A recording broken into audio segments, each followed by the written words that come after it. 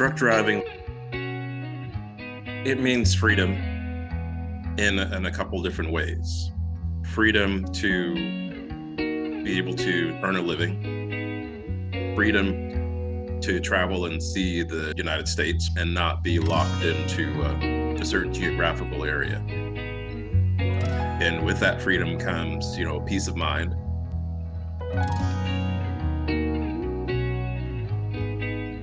Truck driving was a way for me to afford the video equipment to start my video production business.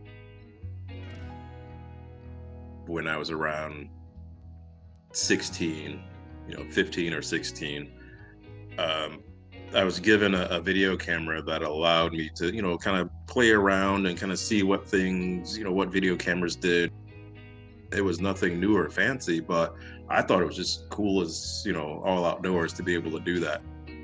So fast forward to being of age to get a job, I realized that doing things along the lines of video would be great, but the video equipment was way too expensive, especially for somebody 17 or 18 or 19 to be able to afford.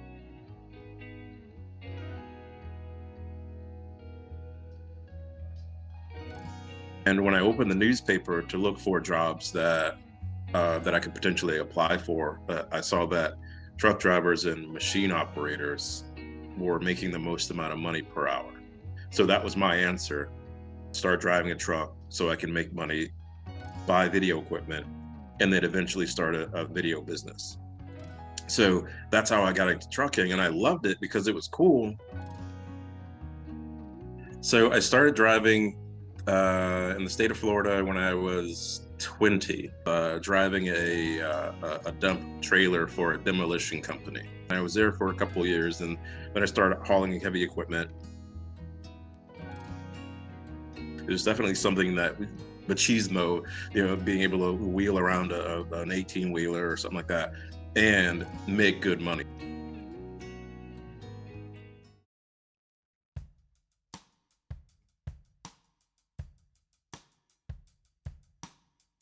Before I started doing things that were specifically truck related or commercial truck related, the average video that I would produce would be a TV commercial or a training film for a business. I cut my teeth on in video with filming weddings, way back when, 1998, 99, 2000. And then I moved into the commercial side of things because I wanted to be more creative. I can't be too creative with your sister's wedding. So training films, TV commercials, different production series. Besides video production, I taught myself, commercial photography, graphic design, and website development, and also narration. I was able to create enough business and enough clients that I was really proud of, and I'm still proud of, because again, being a self-taught person, it doesn't really come that quickly to have large clients like a hospital or doctors or lawyers and things like that.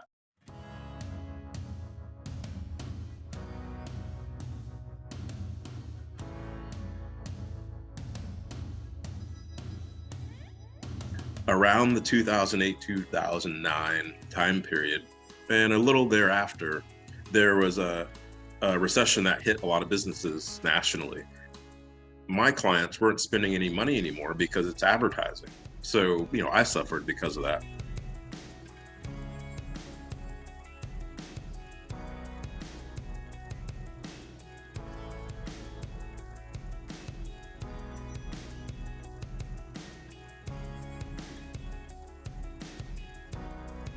And most people know the Chrome Shop Mafia from the TV show that they had.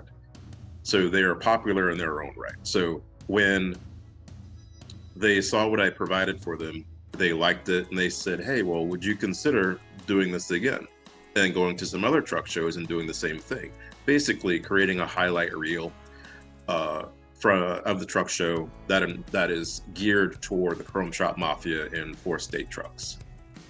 So I thought, hey, well, there's nothing going on, back at home, the phone's not ringing. This is a good opportunity. So I did that, and I saw that there was an opportunity to create a DVD series from these videos that I was creating. So with the background that I had built up over the last, decade or so, I'm like, okay, well, there's no one else really doing this, any video production for truckers or truck shows. So I thought, well, let me take my experience and put it into, making up something proper.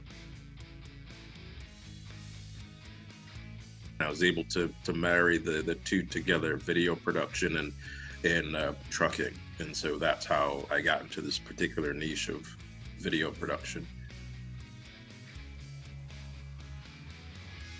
Where the brand came from, or really started, was when, I think September of 2013, I created the Big Rig Videos Facebook page.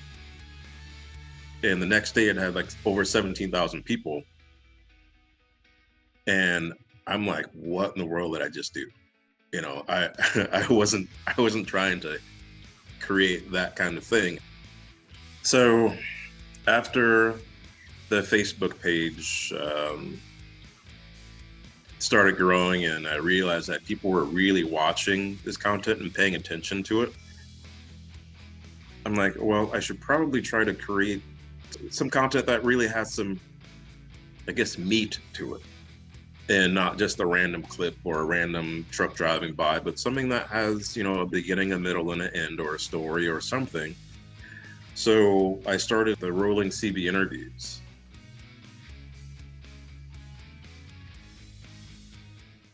Well, good morning there, sir. So, where do you normally go with that truck?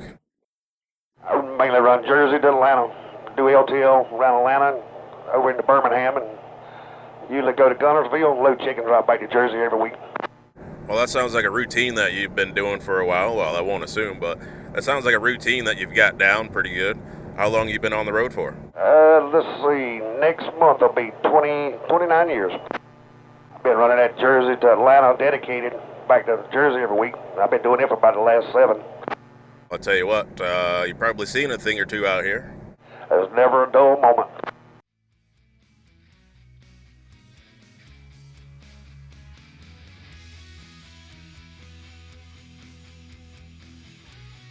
It's a great car. It's great for video production needs, moving things around, because it's a station wagon. It's got some power, so it's fun to drive. And some of the systems that I use are the things that Hollywood would use to make their movies at the time, the stabilization rigs, the Ronin gimbals and things like that. And it just works.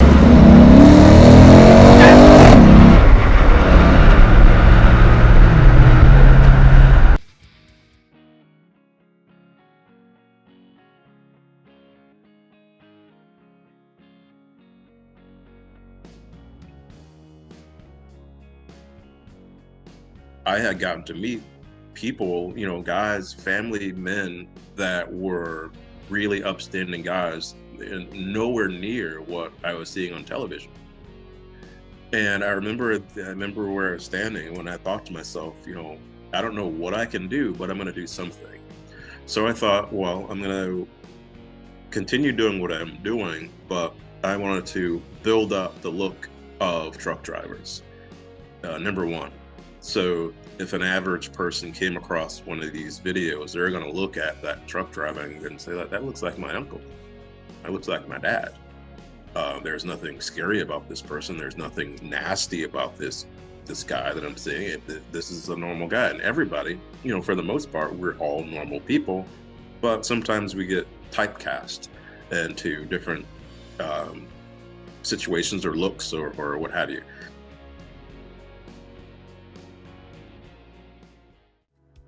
When it comes to the other education, or something I noticed that came across my attention, was accidents that were happening with that involved EMS or firefighters or police officers or even truck drivers on the side of the road. So I started weaving in that sort of information into my videos where people can understand why they should move over and the things that people could do around, you know, if they're driving near or around truck drivers that they may not know of just yet because something bad hasn't happened yet. And those answers came from the perspectives of the truck drivers. And the places that you've driven, if you were in a position to talk to a motorist about how to handle themselves around you while you're driving on the road, what would you say to them? Well, my first thing is, please don't tailgate us. Don't be so close to the back end of the trailer that we can't see you. Passing is a big issue. How they ride along the side of the truck. It's 80,000 pounds going down the road. But that's the kind of stuff that I like to put into my videos, besides the cool trucks. I'm at the 250 purple lights.